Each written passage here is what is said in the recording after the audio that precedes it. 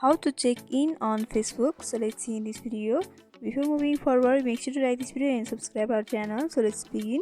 First of all, you have to open up your Facebook app and make sure to log in with your account.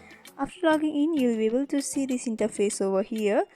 So in order to check in, you have to first tap on the what's on your mind option in the text box in the upper section. From over here, you'll be able to see the various options. Among them, you have to tap on the check-in option, which is in the bottom. And by doing that, you can see the suggested locations are available over here.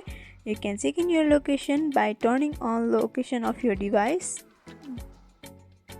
By turning on the location, you'll be able to see your location.